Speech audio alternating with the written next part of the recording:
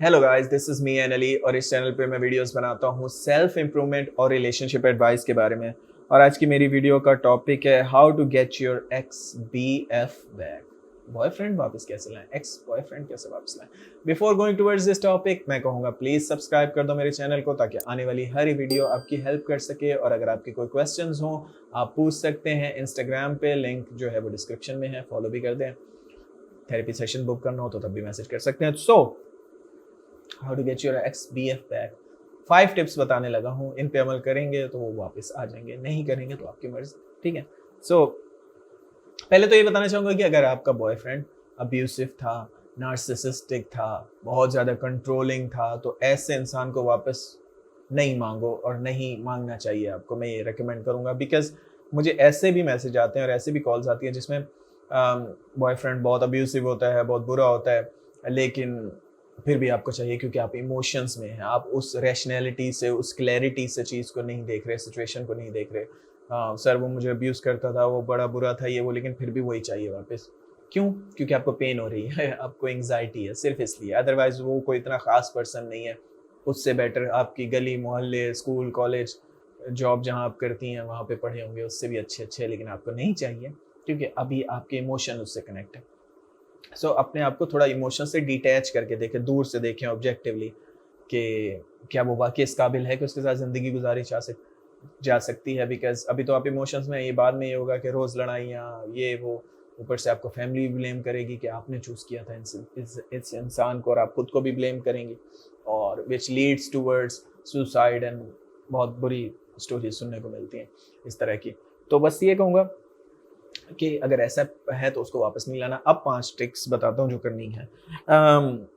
सबसे पहले give them time and space. ठीक है, चाहे कोई कितना ही नार्सिसिस्टिक हो, जो भी हो, लेकिन टाइम ऐसी चीज़ है उनको आपकी वैल्यू रियलाइज करवाता है। तो गिव देम टाइम, चिपके नहीं, उनके पास मत जाएं, उनको मनाने की कोशिश मत करें क्योंकि ऐसे उनको कभी अपनी गलती का एहसास नहीं होगा। लातों के भूत बातों से नहीं मानते। तो अगर आपको उनको सुधारना है तो उनको उस प्रोसेस से गुजारना पड़ेगा, तब जाके वो सुधरेंगे।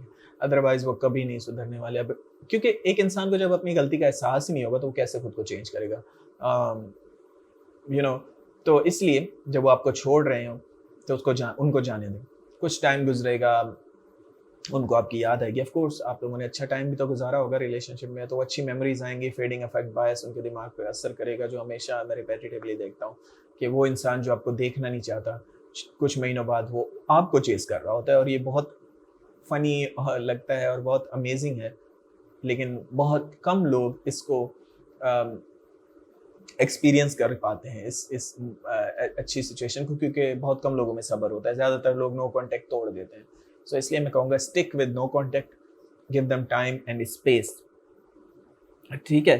थिंक अबाउट द प्रॉब्लम के बारे में सोचे कि वो हुई क्यों थी। ठीक है, अपनी चीज़ों को नोट करें। क्या ऐसी गलती थी जिसकी वजह से वो मजबूर हुए, उन्होंने आपको छोड़ा? क्या ऐसा था?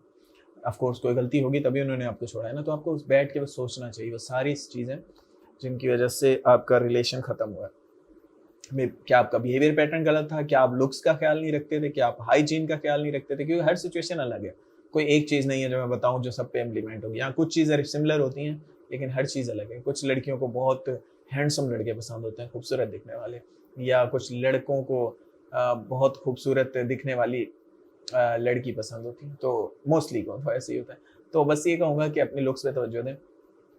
अगर वो लुक्स पे मरता था, अगर उसको आपके बोलने का कोई स्टाइल पसंद ना तो उसको चेंज करें, या कुछ भी ऐसा जो पिछले काफ़ी अरसे से आप नहीं कर रहे थे जिसकी वजह से उन्होंने आपको छोड़ा, क्योंकि उन्होंने सोचा कि आप वो पर्सन नहीं है जो उन्होंने पसंद किया था। ऑफ कोर्स सही है। तो अपने आप पे वर्क करें, ये ज़रूरी है। आप उन प्रॉब्लम्स को आइडेंटिफाई करें। ठीक है। थर्ड चीज, लर्न स्ट्रेटजी एंड कम्युनिकेशन। पहले तो स्ट्रेटजी बनाएं कि जो मैंने चीज़ें सीखी हैं, आप समझा है खुद को, उसको इम्प्लीमेंट कैसे करना है, ये चीज़। ठीक है।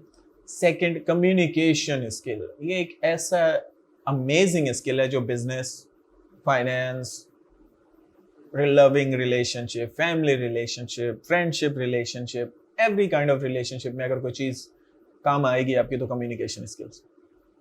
क्योंकि अगर आप सही जगह पे सही अल्फाज, सही वर्ड्स यूज करते हैं, while communicating to next person, चाहे वो फ्रेंड है, फैमिली है, गर्लफ्रेंड है, बॉयफ्रेंड है, जो भी है, तो आपके रिलेशन अच्छे होंगे, आप नोट करेंगे इस चीज़ को, क्योंकि कम्युनिकेशन स्किल की वजह से ना बहुत ज़्यादा प्रॉब्लम क्रिएट होती हैं, स्पेशली ऑन टेक्स्ट में आप कुछ, इसलिए मैं कहता हूँ अपने बॉयफ्रेंड से, गर्लफ्रेंड से कभी भी टेक्स्ट पे सीरियस बात ना करें। हाँ, जोक वोक चल जाता है, जब कोई सीरियस मसला चल रहा हो तो उनको कहें कि मुझे कॉल करें, या आप उन्हें कॉल करें, कॉल पे बात करें, ताकि थोड़ी टोन हो उसमें, थोड़ा इमोशंस हो, ताकि वो आपको समझे, आपके लहजे को, या फिर फेस टू फेस बात करें, अदरवाइज कोई फायदा नहीं। एक तो ये कहूँगा कि कम्युनिकेशन स्किल पे तवज्जो दें, सही टाइम पे सही बात करना लाजमी है, वरना गलत फहमियाँ यही बातों से पैदा होती है। मे बी आप किसी और इंटेंशन के लिए उनको कुछ कह रहे थे, वो कुछ और समझ रहे हैं, और यही ब्रेकअप की तरफ बात चली जाती है। मोस्टली ऐसा भी होता है, तो कम्युनिकेशन स्किल सीखें। फोर्थ, कोशिश करें फेस टू फेस बात। फेस टू फेस बात करने से बॉडी लैंग्वेज समझ आती है कि वो आपको पसंद अब नहीं करते, या डरे हुए हैं, या आपको उनकी बॉडी लैंग्वेज से थोड़ा बहुत समझ आ जाएगा। तो इसलिए कोशिश करें फेस टू फेस उनको बुला के बात करें। अगर अभी ब्रेकअप नहीं हुआ, अगर ब्रेकअप हुआ है और उन्होंने आपसे कांटेक्ट किया, तो तब भी उन्हें कहें कि अगर आप चाहते हो कि हम बात करें तो फेस टू फेस बैठ के करते हैं, अदरवाइज उनको सीरियस बताएं कि इससे मिसकम्युनिकेशंस होती हैं, और वो इस चीज़ को समझेंगे। अगर वो आपसे प्यार करते हैं तो सही है, कोई बेवकूफ़ी होगा जो नहीं समझेगा, ऑफ कोर्स।